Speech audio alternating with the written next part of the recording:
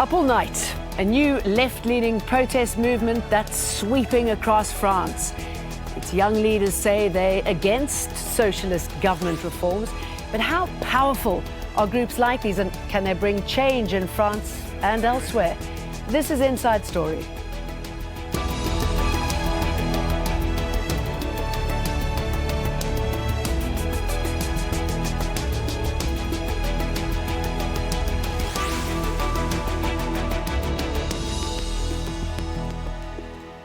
Hello, welcome to the programme. I'm Jane Dutton. Every evening for the last 12 days, crowds of young people have gathered in downtown Paris under the banner of a new movement called Nuit Debout. It loosely translates to up all night. And it's become a focal point for a group of people with a shared sense of exclusion from mainstream politics. The movement began as a protest against labour reforms, expanding to include other grievances like inequality and the environment. And the nightly sit-ins and debates have now spread to dozens of other cities across France, even spilling over borders into Belgium, Germany and Spain. Well, let's jump straight into the discussion, bring in our guests. Joining us in Paris, Riemer, academic and political activist, and in Bristol, Bowman, teaching fellow in comparative politics at the University of Bath. Good to have both of you on the show. Riemer, let me start off with you, considering you living in Paris, watching this unfold in front of your very eyes. What do you make of what's happening on the streets there? Well, I think it's enormously positive because we're seeing hundreds of people, thousands of people all across the country now who have been assembling, as you just said, for almost a full 2 weeks. And I think they've made very clear that they have an enormous amount of determination and hope and also anger against their alienation from the political sphere, because I think that the government's own reaction here has made it very clear just how little room there is for ordinary citizens to have a real meaningful role to play in the democratic conversation in an advanced social democracy like France today. And I think what do you mean by that? Is in many and ways government's a reaction role in to stifling it? Well, I mean, I think one only needs to look at the very clear contempt that's been expressed across the political spectrum for what's happening at places like Place de la République, and the expression of that's made by the very heavy-handed police intimidation and violence, frankly, against the movement. To see that the mere fact that a whole lot of people are spontaneously assembling, that constitutes a real challenge to power in France, because French political and corporate elites are used to having the running of the country stitched up in an entre-soi between themselves, which this movement is really, I think, constituting a meaningful counterpower towards. Bowman, as somebody has been involved in demonstrations in the past, not only in France but other countries, and seeing what's happening at the moment, talk us through what you see as going on. I think this goes a bit deeper than just political elites sewing up, I think Nick put it, leadership. I think it's also about the depoliticization of politics, you know, the taking of politics out of politics. So not just in running the country as two parties that are perceived to be quite similar, but in terms of politicians saying, actually, there isn't any politics here. We don't make any decisions. It's all market decisions, or it's all private companies, or it's outsourced to lesser governmental organizations. And I think we see that reflected in young people's politics, this perception that if you're telling us that governments don't govern, if you're telling us that it's actually not a matter for us to debate over or decide over, but there's no alternative to the status quo, if you're saying that there's no politics, there's only the market, then what's the point in voting? What's the point in being involved in party politics? In the Generation What surveys in France a couple of years back, they found 84% of young people in France had little or no trust in politics. And I think what we see in these protests and these demonstrations is the movement of young people to say not just that they disagree, but that they want to have some level of deliberation, for there to be some sort of decision making involved and some sort of debate over different ways of doing things, and not just, well, there's no alternative to neoliberal market economies, there's no alternative to privatization, and there's no alternative to giving, in this case, the sort of economic reforms that the government is proposing. So taking this action then, if you say that they believe that they can't get help or are active in any of those areas, is this an act of desperation? I don't know about desperation. I think quite often these demonstrations come across as a sort of message of hope. And if there's one thing we know really about young people's politics across Europe, although it's dangerous to put people into, you know, packages like that because everybody's different, we're all individuals. If there's one thing you can say about young people, it's that they're more interested in doing things themselves. They're more connected than older generations. They know what's going on in the world around them.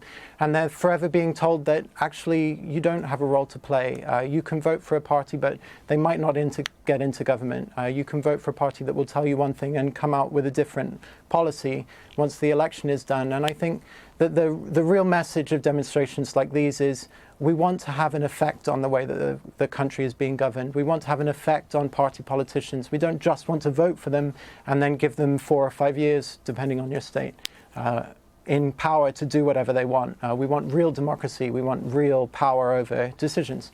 And Nick, do you believe that they therefore can have an effect?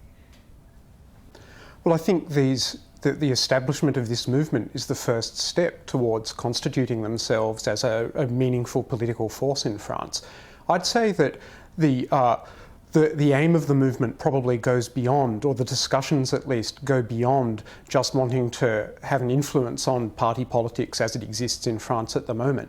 I think there's quite a radical putting into question of the usual mechanisms of parliamentary democracy, precisely because we've seen such a spectacular sort of capitulation by the French government to the, particularly to the main employers association, the MEDEF. One of the actions that participants at Nuit Debout are talking about at the moment is a day of action aimed at demanding the separation of the French state from the employers' organisation. So I think there's a perception that things are very bad at the moment in François Hollande's France, and that it's only by the people regaining a sense of their own political agency that something will be able to be done about that. I mean, you're right in saying that things are not going too well for François Hollande. I mean, he's one of the most unpopular leaders at the moment. There's so many issues, obviously. There's security issues, the economy issues. Now we're seeing youth taking to the streets. Do you think he'll be able to survive this? I think it's too early to tell exactly what's going to become of this movement. I think what it shows clearly, though, is that whether it's Nuit Debout or whether it's something else, something is afoot in France, and that the public is increasingly disillusioned and disappointed with the way that the government is running the country. And I think something that perhaps we can conclude from the Nuit Debout demonstrations is really the complete failure of the French government's attempt to win back the public on a security basis after the November 13 attacks, because the government used those tragic events as an excuse to insist on its credentials in keeping French people safe. And we saw a real lurch to the right on the part of this socialist administration. And I think that the level of traction that Nuit Debout has obtained within the public just shows that has absolutely not worked. The government's attempt to use terrorism and to use geostrategic and geopolitical issues as a way of consolidating support for itself in France has been nothing but an abject failure. And this kind of Nuit Debout movement, I think, is going to continue to pop up either in this form or in others. You touched on many facts there, many issues. Let me just bring up what you said about security and ask you, Benjamin, how much of a concern is security in these group gatherings? I mean, we've seen in other youth gatherings, peaceful gatherings, for example, in Hong Kong, the peaceful umbrella movement, where elements did get involved, people who wanted to cause chaos, getting involved and changing the dynamic, changing the message. How much of a concern is that?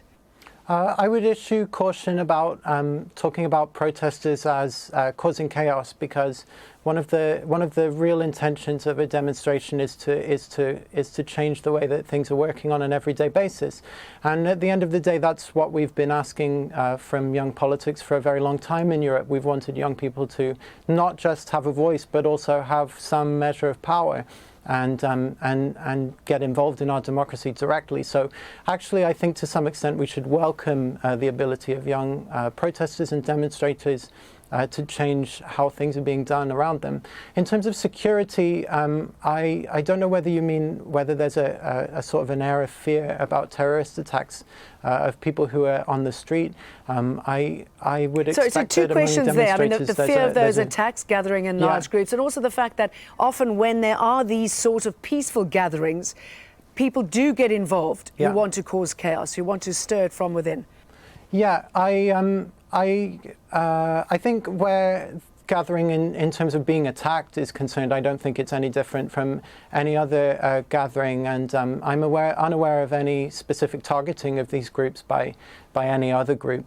In terms of protesters themselves being violent, I don't think we've really seen it, and I think that one of the problems we have in being outsiders looking in on protesters and looking in on demonstrations is that we tend to ignore the great things that are happening or the expressions of hope and the want for change by asking, well, are you going to be violent about this maybe one day down the street?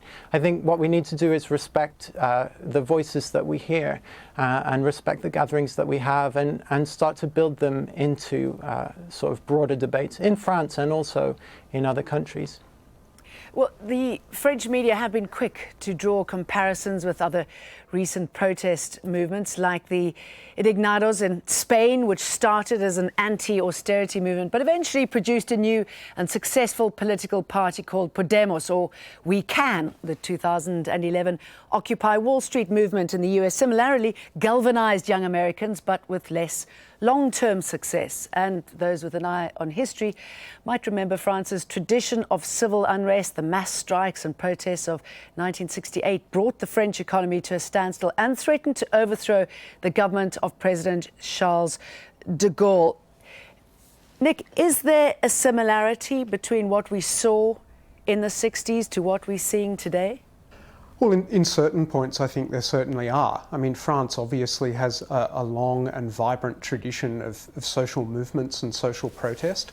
But I think what it's important to stress here is the singularity of what we're seeing at Place de la République in Paris and elsewhere, which is that this is a movement which I don't think can be accused of being, motivated by purely utopian or old-fashioned demands. It's one which is in the first instance, very closely concentrated on getting the labour law rejected, as happened 10 years ago with the first work contract that the right tried to get through and which eventually had to be withdrawn as a result of very significant popular mobilisations. That is actually perhaps the most immediate historical parallel that we should be drawing between the Nuit Debout movement and the 2005-2006 social protests against another labour law directed at young people in particular, and on that occasion very decisive and resolute social actions, strikes, demonstrations did succeed in having that law withdrawn, and I think that's a similar sort of result to the one that the demonstrators are hoping for in the first instance today. But there's a sort of structural problem for the left in general, which is the question of how to mobilise people beyond that first outburst of outrage and anger against the latest austerity attack from the government. And I think the signs are very good that Nuit Debout is in the process of actually constructing a positive political vision. And more importantly, it's in the process of acting, because those assemblies that are happening every night are the launch pad for all sorts of varied actions in all sorts of sectors of society. And I think it's in its role in coalescing and triggering and amplifying actual actions that the movement is going to really be able to take off. So you're talking about the left movement there, the fact that they're demonstrating against socialist governments. Is this where the far right parties then step in, Benjamin? I think we quite often ask what the far right thinks, and I think that is, in a way, one of the reasons that the far right is so often talked about. What we have here is a really interesting political time where in the 1990s and early 2000s we thought young people would turn to post-materialist issues. They'd be more interested in animal rights and global climate issues, the environment and things like that. And what we're actually seeing is that young people are interested in just the issues that everybody else is, the economy, housing, whether they're going to be able to grow up and found their own families, send their children to good schools and so on. Now, for the protests that are going on currently in France and for other youth movements across Europe, you mentioned Podemos, and the social movements in Spain, the sort of politics that they're talking about is very much the home territory of the left, of socialist parties, of Labour parties, and so on. And so rather than say, is this a space for the far right to step in, I would personally be asking, where are the parties of the left? Why aren't the parties of the left, in Europe generally, rallying around these groups and saying, there is a place for you in party politics? And one of the things that I think we see in European politics generally is for voters, particularly young voters, to look at the party system, to look at the political system and say, if they are in the sort of traditional area of the left wing, to say there isn't a party for me because the parties of the left follow neoliberal economic policies, they promote border controls, they're not internationalist in the way that we want them to be, and so there isn't a space for us, and I think that's one reason that we see rising abstention, and I think that is the big issue here. Rather than talking about the far right, we need to talk about abstention, and we need to talk about the diminishing options of parties on the left. Nick, a lot has been made of the fact that this movement doesn't have a leader. There's nobody who will speak out on their behalf. Will this work for or against them? Yes. Look. I think the leaderlessness of the Nuit Debout movement is really about, perhaps, as I see it anyway, a rejection of the typical means of party organisation and political representation and spokespersonship that are associated with, the traditional business as usual politics in a social democracy like France. Obviously, the movement has people who are more involved than others, and so people who could be described as leaders in that sense.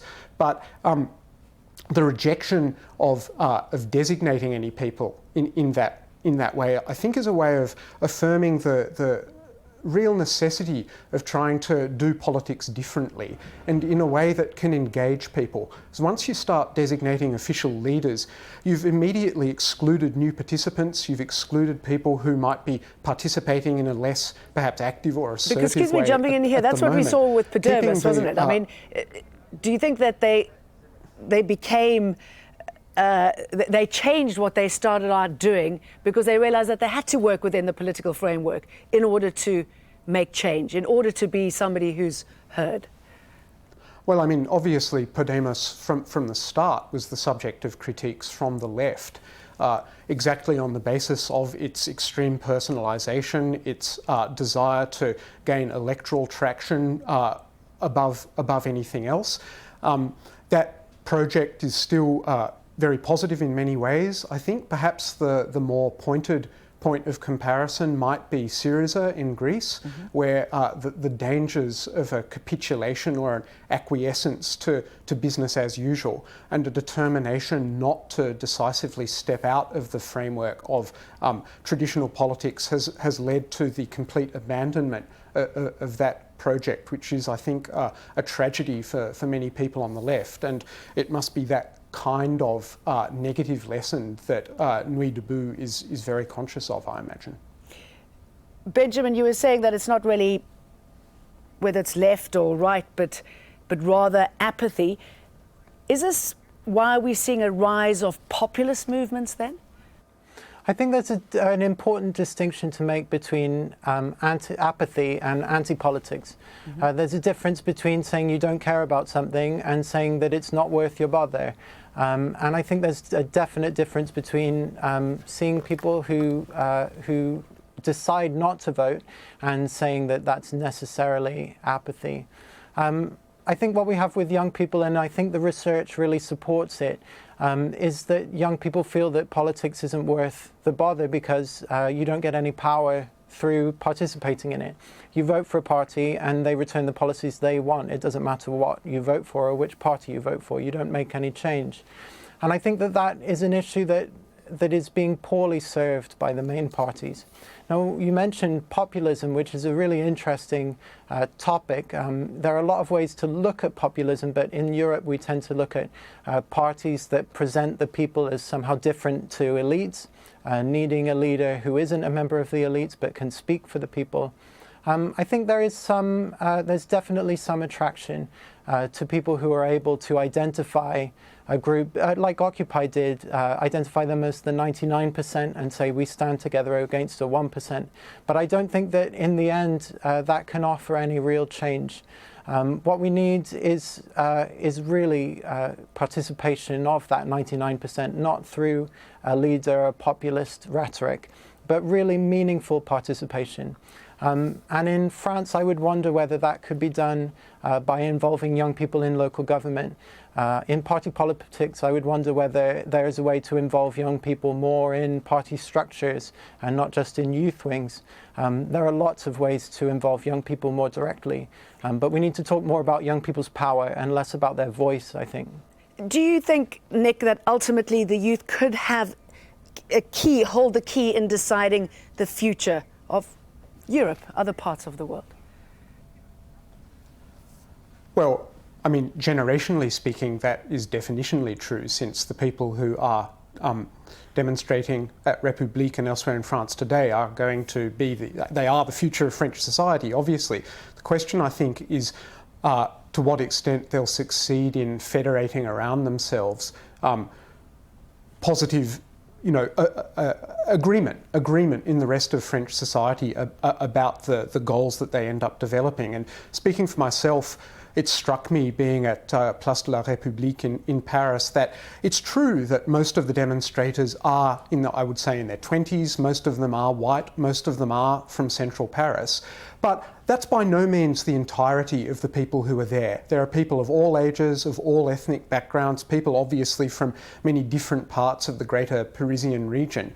And if you see the people who are actually stepping up to speak in front of the assembly each night, that's a much more diverse group than the people who are sitting on the ground listening. So I think that at the moment the signs are very positive that this movement has actually put its finger on the pulse of French society, and that it's succeeding in really crystallising very deeply held misgivings and concerns about the way that the two-party system that we have here, where essentially left and right alternate more or less, just simply doesn't serve the interests of ordinary people, but serves the interests of capital. I think that's, if Nuit Debout does nothing else, and I think we can expect much more of it, if it does nothing else, it will really have put that agenda front and centre in French consciousness.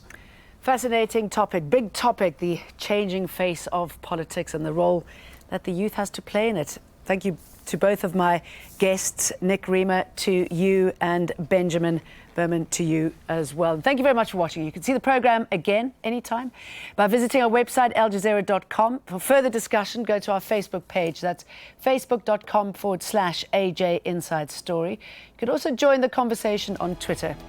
Our handle is @AJ Inside Story. For me, Jane Dutton, the rest of the team, bye-bye for now.